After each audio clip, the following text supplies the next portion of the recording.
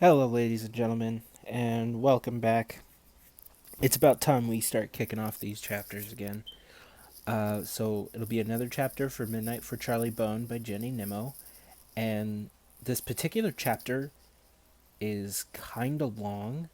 So what I'm gonna do is gonna split it into two pieces.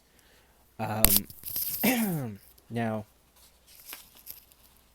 I'll upload both of them probably one after the other, just to make it easier, and then I'll see how long the other ones are, and then I'll see if I can power through them or move on to the next. Anyway, let us begin. The Inventor's Daughter. Olivia's really working on Amelia, Fidelio told Charlie. It was Friday, and they were walking together round the frosty garden. Just ahead they could see Olivia and Amelia deep in conversation. Or rather, Olivia was talking, and Amelia appeared to be listening. In a few hours they would all be in their own homes. Even Olivia had managed to stay out of trouble for a whole week. After that moment, she darted back to the boys, or rather, she stomped in her huge boots. It's worked, she said in an undertone. I'm going to visit Amelia tomorrow afternoon, so expect us around tea time. How are you going to get her away from the moons? Said Charlie. I'll think of something. Olivia strode away. The bell went, and they began to wander back towards the academy. Billy Raven brushed past them as they reached the door. See you later, Billy, said Charlie. Remember, you're coming home with me. Just for one night, said Billy. I've got to come back on Saturday. Charlie was puzzled. I thought you wanted to stay the whole weekend, he said. I have to get back, Matron said. Billy gave him a strange, awkward glance and rushed off. He's been behaving very oddly this week, Fidelio remarked. Last night, he left the dormitory for hours. The smell of that awful dog blessed or whatever it's called woke me up. I couldn't sleep afterwards. Perhaps he's sleepwalking, Charlie said. He looks pretty tired. Neither of them thought about Billy again. At 3:30, they packed their cases, and at 4 o'clock they were on their way home on one of the academy buses. Blue for music, purple for drama, and green for art. Charlie noticed that Olivia had managed to get onto a green bus with Amelia. Olivia wore a big green hat and had turned her purple cape inside out. The lining was a dirty green color.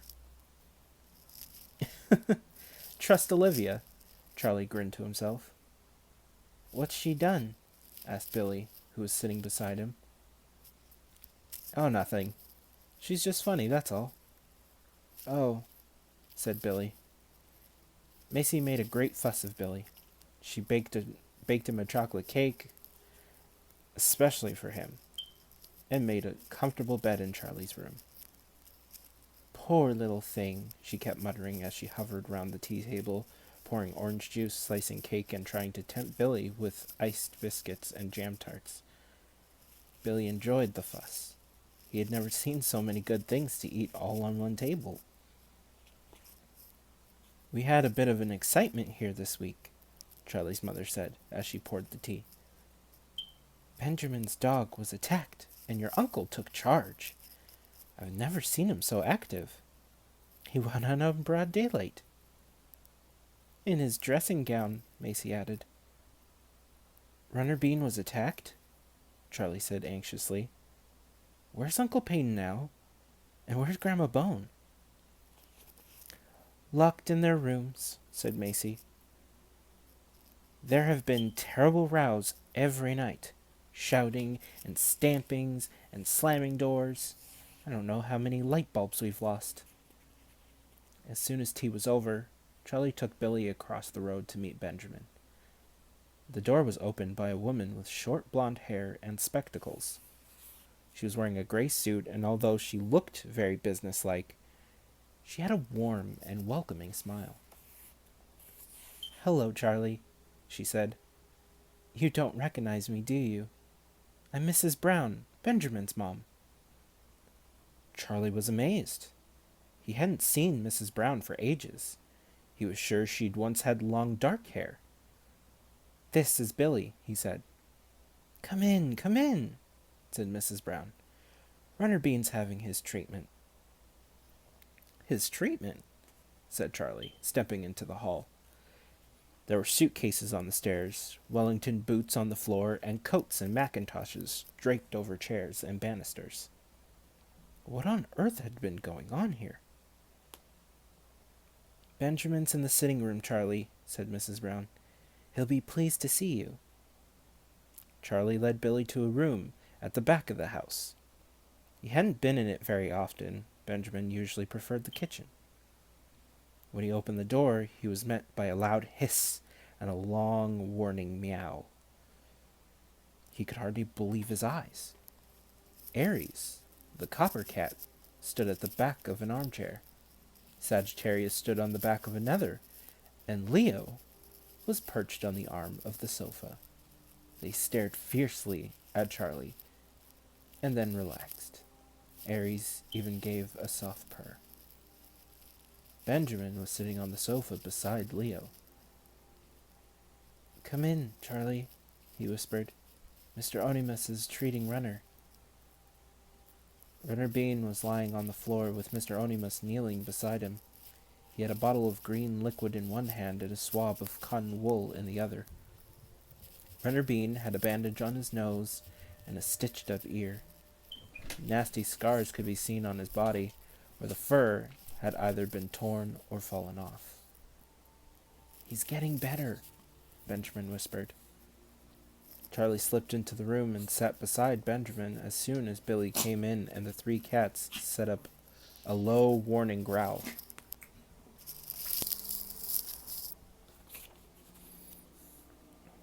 Mr. Onimus looked up.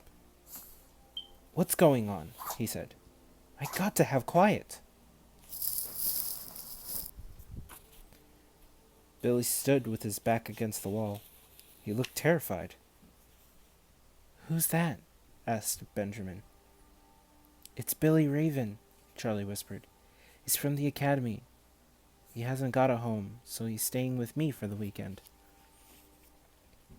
"Hello, Billy," said Benjamin in a hushed voice. "Have a seat." Mr. Onimus was now changing the bandage on Runner's nose.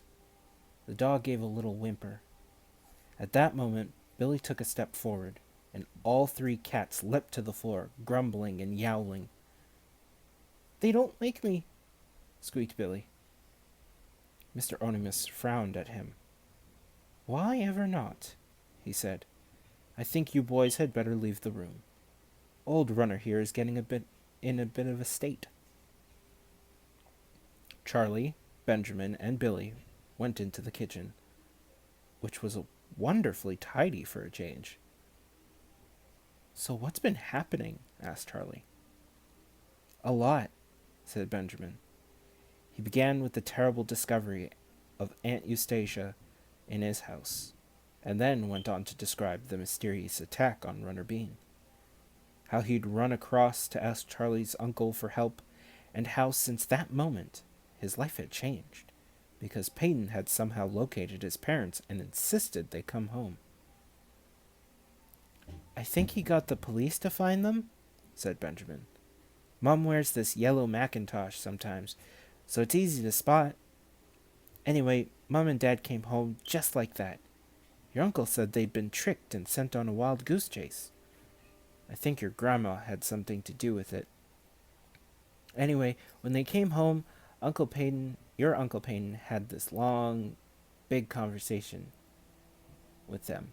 And since then, Mom says she's only going to work while I'm at school, never at night, and never at weekends."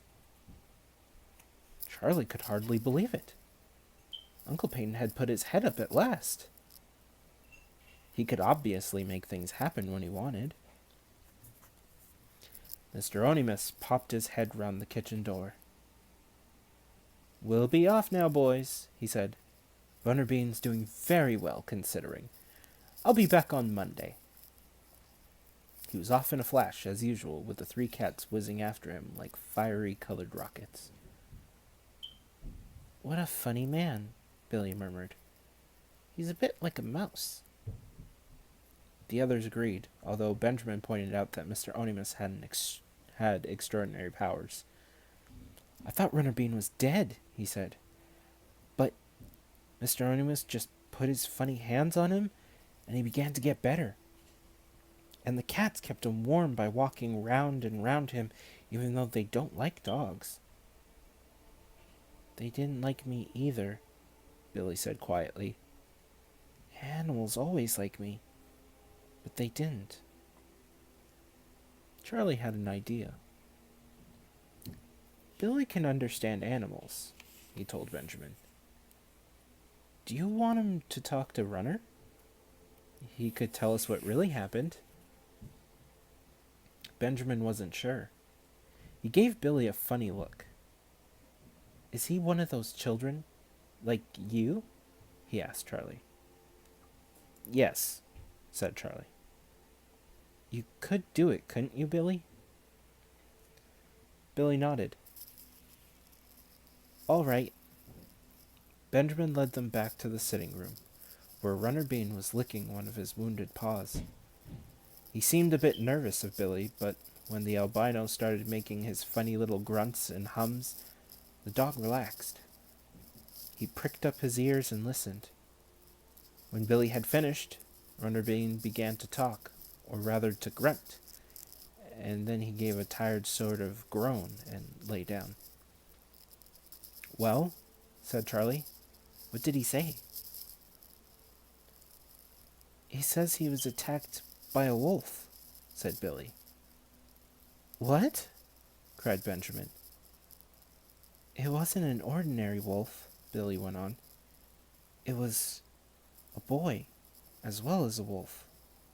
I think he meant that the boy turned into a wolf."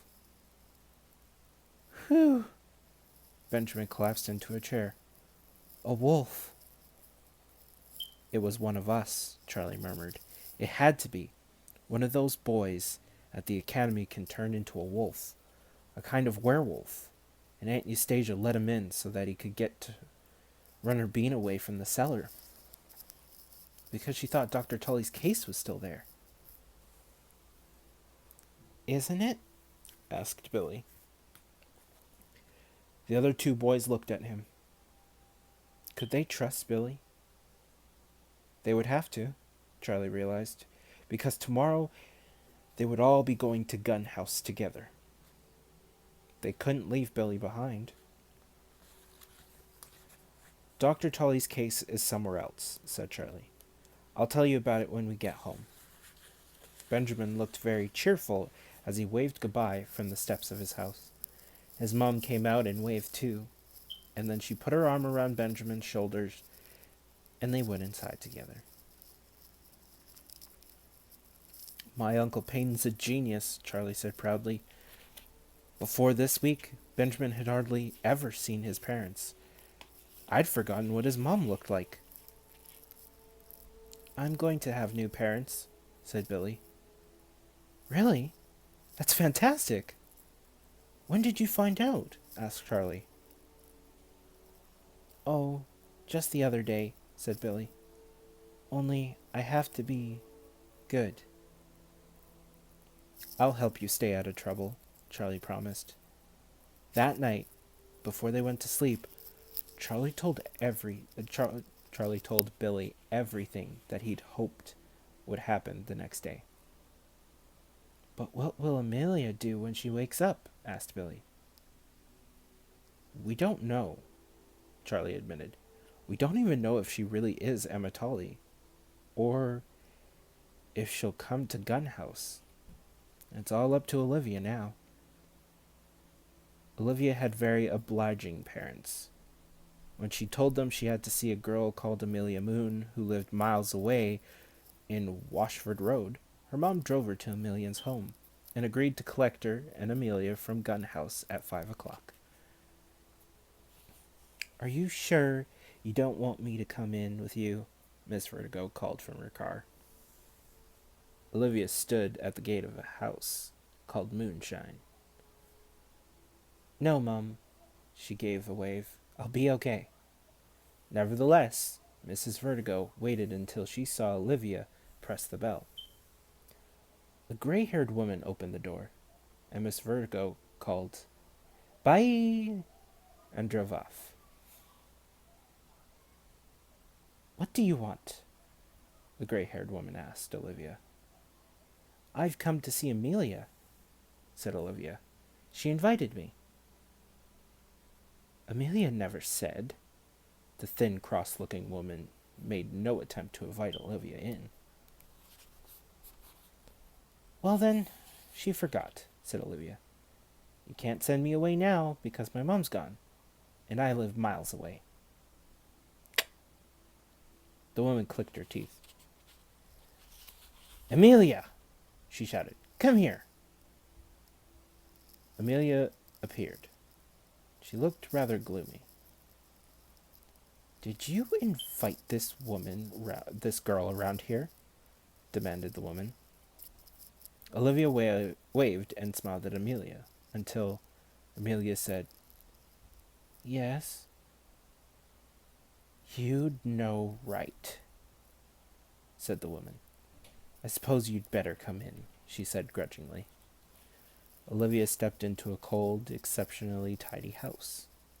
Amelia gave her a weak smile and led the way upstairs to her room. It was a rather sad room. There were no pictures on the walls, and everything that Amelia owned must have been packed away in numerous drawers and cupboards that lined the room. The bed was covered in a spotless white blanket, and on the pillow sat a very neat-looking stuffed duck. That's nice, said Olivia, for want of anything better to say. Amelia smiled. Shall we go out? Said Olivia.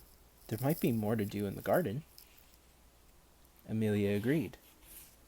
The garden consisted of a neat lawn surrounded by large bushy shrubs, beyond a swing at the far end. Olivia spotted a promising-looking wall. What's on the other side of that wall? She asked Amelia. Just an alley, said Amelia. It leads to the main road. Let's climb over it. Why? Because I want to show you something, said Olivia. It's very special. I can't tell you what it is, but it's in Fidelio Gunn's house.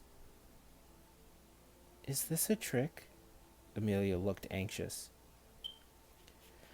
Amelia, trust me, said Olivia. I'm your friend. Olivia's gentle tone was so persuasive, Amelia was soon climbing over the wall behind her.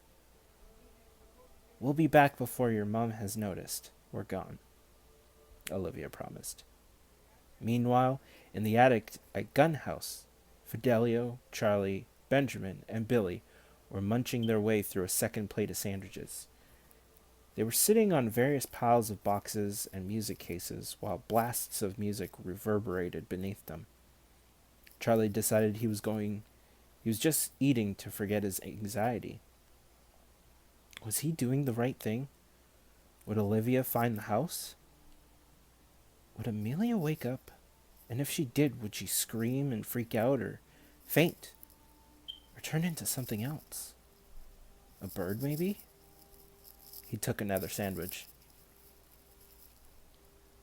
For a singer, your mom makes amazing sandwiches, he told Fidelio as he munched into banana and lemon curd. Fidelio! Mrs. Gunn sang out from the hall. There are 2 young ladies to see you. Show them up, Mum, called Fidelio. Up you go, right to the top. Mind your heads, and please don't hop, sang Mr. Gunn. Olivia burst out laughing, but Amelia was silent. As far as Charlie could tell, there was so much noise in the musical house. "Here we are," said Olivia, striding into the room. Amelia followed her. She looked puzzled, but not frightened. "Did Olivia explain?" Charlie asked her. "You've got something to show me," said Amelia slowly. "Yes. It's something your father made," said Charlie. Amelia frowned. "My father's an accountant. He doesn't make things," she said. "Well, actually, he was an inventor," said Fidelio. "But he died. And he left you this case." He pointed to the metal case that lay in the center of the room. And that will be the end of part 1 of this chapter. I hope you enjoyed, and I'll be back very soon. As always, please like, subscribe, comment, let me know your thoughts, let me know what you guys want to hear, all that fun stuff. And please take a listen to the other videos. Till next time, catch you later.